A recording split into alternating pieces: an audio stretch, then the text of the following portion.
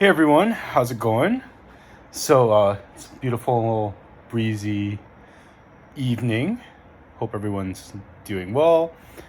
And we're going to read The Adventures of Pinocchio, chapter 30. Pinocchio, instead of becoming a boy, runs away to the land of toys with his friend Lampwick. Coming at last out of the surprise into which the fairy's words had thrown him, Pinocchio asked for permission to give out the invitations. Indeed, you may invite your friends to tomorrow's party. Only remember to return home before dark. Do you understand? I'll be back in 1 hour without fail, answered the marionette. Take care, Pinocchio. Boys give promises very easily, but they as easily forget them. But I am not like those others. When I give my word, I will keep it. We shall see. In case you disobey, you will be the one to suffer, not anyone else. Why? Because boys who do not listen to their elders always come to grief. I certainly have, said Pinocchio. But from now on, I obey. We shall see if you are telling the truth. Without adding another word, the marionette bade the good fairy goodbye. And singing and dancing, he left the house. In a little more than an hour, all his friends were invited. Some accepted quickly and gladly, others had to be coaxed. But when they heard that the toast was to be buttered on both sides, they all ended up by accepting the invitation with the words, "We'll come to please you." Now it must be known that among all his friends, Pinocchio had one whom he loved most of all. The boy's real name was Romeo, but everyone called him Lampwick, for he was long and thin and had a woe-begone look about him. Lampwick was the laziest boy in the school and the biggest mischief maker, but Pinocchio loved him dearly.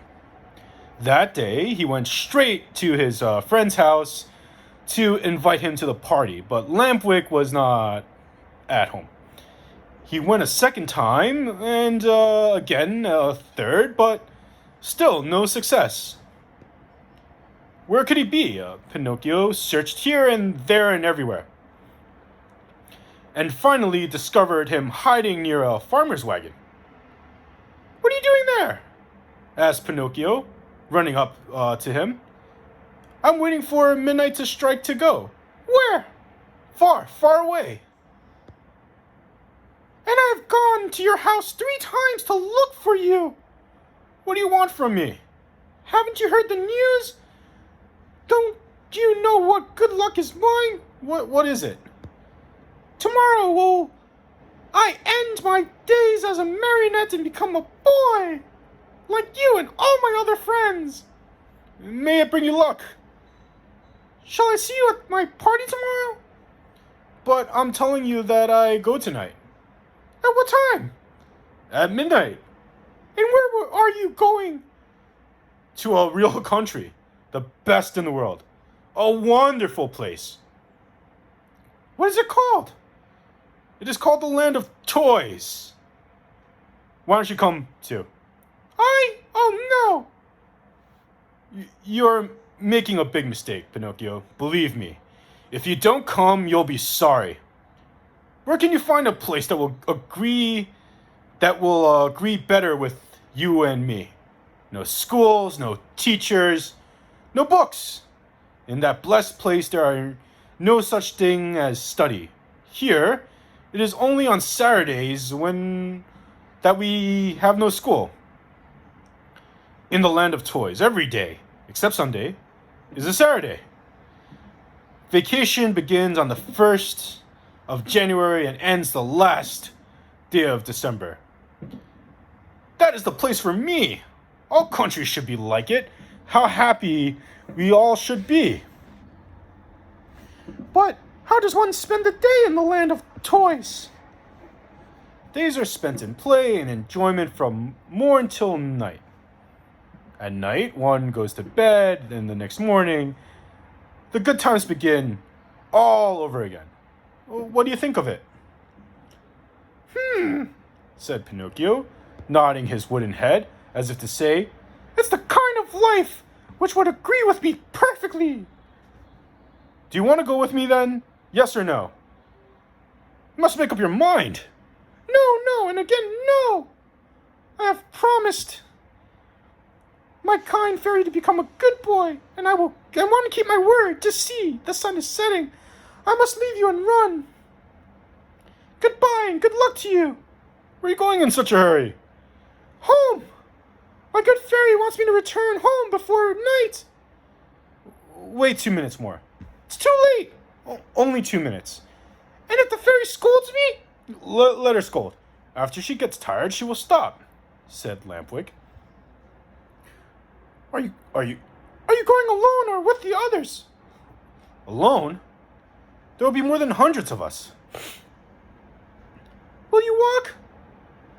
At midnight, the wagon passes here, that is, to take us within the boundaries of that marvelous country. How I wish midnight would strike. Why? To see you all set out together. Stay here a while longer and you will see us. No, I want to return home. Wait 2 minutes more. I have waited too long as it is. The fairy will be worried. Poor fairy. Is she afraid the bats will eat you up? Listen, Lampwick, said the marionette. Are you really sure there are no schools in the land of toys? Not even the shadow of one? Not even one teacher. Not one? And one does not have to study. Never, never, never. What a great land, said Pinocchio, feeling his mouth water. What a beautiful land. I have never been there, but I can imagine it. Why don't you come too? It is useless for you to tempt me. I told you, I promised my good fairy to behave myself, and I'm going to keep my word. Goodbye then, and remember me to the grammar schools, to the high schools, and even to the colleges if you meet them on the way. Goodbye, Lampwick. Have a pleasant trip. Enjoy yourself. And remember your friends once in a while. With those words, the marionette started on his way home. Turning once more to his friend, he asked him, But are you sure that in that country, each week is composed of 6 Saturdays and 1 Sunday? Very sure.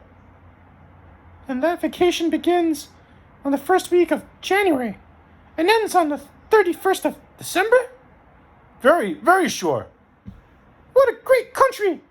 Repeated Pinocchio, puzzled as to what to do. Then, in sudden determination, he said hurriedly, Goodbye for the last time and good luck. Goodbye. How soon will you go? Within 2 hours. What a pity! If it were only 1 hour, I might wait for you. And the fairy? By this time I'm late, and 1 more hour or less makes very little difference.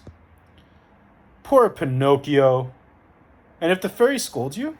Oh, I'll let her scold. After she gets tired, she will stop. In the meantime, the night became darker and darker. All at once, in the distance, a small light flickered. A queer sound could be heard, soft as a bell, and a faint and muzzle-like buzz of a faraway mosquito. There it is! Cried Lampwick, jumping to his feet. What? whispered Pinocchio. "The wagon which is coming to get me. For the last time. Are you coming or not?" But is it really true in that country boys never have to study? Never, never, never. What a wonderful, beautiful, marvelous country. Oh, oh, oh. Chapter 31. After 5 months of play, Pinocchio wakes up one fine morning and finds a great surprise awaiting him. Finally, the wagon arrived. It made no noise, for its wheels were bound with straw and rags.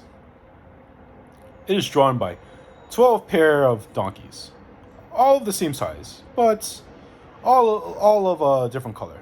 Some were gray, others white, and still others a mixture of brown and black. Here and there were few with large yellow and blue stripes. The strangest thing of all was that those 24 donkeys, instead of being iron shod like the other beasts of burden, had on their feet laced shoes made of leather, just like the one boys wear. And the driver of the wagon? Imagine to yourself a little fat man, much wider than he was long, round and shiny as a ball of butter, with a face beaming like an apple, a little mouth that always smiled, and a voice small and wheedling like that of a cat begging for food. No sooner did any boy see him than he fell in love with him. And nothing satisfied him but to be allowed to ride in his wagon to that lovely place called the Land of Toys. In fact, the wagon was so closely packed with boys of all ages it looked like a box of sardines. They were uncomfortable. They were piled one on top of the other. They could hardly breathe. Yet not one word of complaint was heard. The thoughts that in a few hours they would reach a country where there are no schools, no books, no teachers made the boys so happy that they felt neither hunger, nor thirst, nor sleep, nor discomfort. No sooner had the wagon stopped than a little fat man turned to Lampwick with bows and smiles. He asked in a wheedling tone, "Tell me, my fine boy, do you also want to come to my wonderful country?" "Indeed I do. But I warn you, my little dear, there's no room in the wagon. It is full." "No, never mind," answered Lampwick. "If there's no room inside, I can sit on top of the coach." And with one leap he perched himself there. "And what about you, my love?" asked the little man, turning politely to Pinocchio. "What are you going to do? Will you come with us, or do you stay here?" I stay here, answered Pinocchio. I want to return home. I prefer to study and to succeed in life. "May that bring you luck." "Pinocchio," Lampwick called out, "listen to me. Come with us and we'll always be happy." No, no, no. "Come with us and we'll always be happy," cried 4 other voices in the wagon. Come with us and we'll always be happy," shouted the 100 and more boys in the wagon all together. "And if I go with you, what will my Fairy, if I go with you, what will my good fairy say?" asked the marionette, who was beginning to waver and weaken in his good resolutions. "Don't worry too much. Only think that we are going to the land where we shall be allowed to make all the racket we like from morning till night." Pinocchio did not answer, but sighed deeply once, twice, a third time. Finally, he said, "Make room for me. I want to go too." "The seats were all filled," answered the little man. But to show you how much I think of you, take my place as coachman. And you? I'll walk. No, indeed. I cannot permit such a thing. I much prefer riding one of these donkeys, cried Pinocchio. No sooner said than done. He approached the first donkey and tried to mount it. But the little animal turned suddenly and gave him a terrible kick in the stomach that Pinocchio was thrown to the ground and fell with his legs in the air. At this unlooked for entertainment, the whole company of runaways laughed uproariously. The little fat man did not laugh. He went up to the rebellious animal and, still smiling, bent him over lovingly and bit off half of his right ear. Yeesh. In the meantime, Pinocchio lifted himself up from the ground and with one leap landed on the donkey's back. The leap was so well taken that all the boys shouted, "Hurrah for Pinocchio!" clapped their hands in hearty applause. Suddenly, the little donkey gave a kick with two hind feet, and at this unexpected move, the poor marionette found himself once again sprawling right in the middle of the road. Again, the boys shouted with laughter, but the little man, instead of laughing, became so loving toward the little animal that with another kiss, he bit off half of his left ear. "You can mount now, my boy," he said to Pinocchio. "Have no fear, that donkey was worried about something. But I have spoken to him, and now he seems quiet and reasonable." Pinocchio mounted at the wagon, started on his way, while the donkeys galloped along the stony road. The marionette fancied he'd heard a very quiet voice whispering to him. "Poor silly, you have done as you wished. But you are going to be sorry before very long." Pinocchio, greatly frightened, looked about him to see whence he came from, saw the donkey galloped, and the wagon rolled on smoothly. The boys slept. The lampwick snored like a dormouse, and the little fat driver sang sleepily between his teeth. After a mile or so, Pinocchio again heard the same faint voice whispering, "Remember, little simpleton, the boys who stop studying and turn their backs upon books and schools and teachers in order to give all their time to nonsense and pleasure, sooner or later come to grief. Oh, how well I know this. How well can I prove it to you? The day will come when you will weep bitterly, even as I am weeping now, but it will be too late." At these whispered words, the marionette grew more and more frightened. He jumped to the ground, ran up to the donkey on whose back he had been riding, and taking his nose in his hand, looked at him. Think how great was his surprise when he saw the donkey was weeping just like a boy. "Hey, Mr. Driver," cried the marionette. "do you know what strange thing is happening here? This donkey weeps." "Let him weep. When he gets married, he will have time to laugh."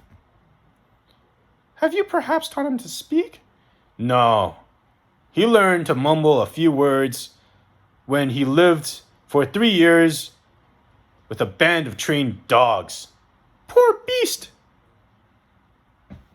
Come, said the little man.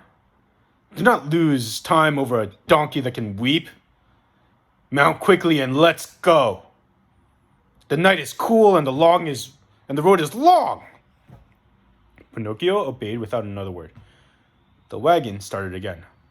Toward dawn the next morning, they finally reached that much longed for country, the land of toys. This great land was entirely different from any other place in the world. Its population, large though it was composed wholly of boys. The oldest were about 14 years of age. The youngest, 8. In the streets, there was such a racket, such shouting, such blowing of trumpets that it was deafening. Everywhere, groups of boys were gathering together. Some played at marbles, at hopscotch, at ball. Others rode on bicycles or on wooden horses. Some played at blind man's bluff, others at tag. Here, a group played circus, there, another sang and recited. A few turned somersaults. Others walked on their hair with their feet in the air. Generals in full uniform, leading the regiment of cardboard soldiers, passed by. Laughing, shrieks, howls, catcalls, hand clapping followed this parade.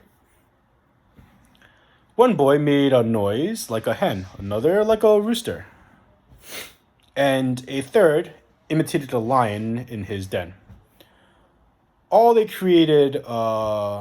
Altogether, they created such a pandemonium that it would have been necessary for you to put cotton in your ears. The squares were filled with small wooden theaters, overflowing with boys from morning till night.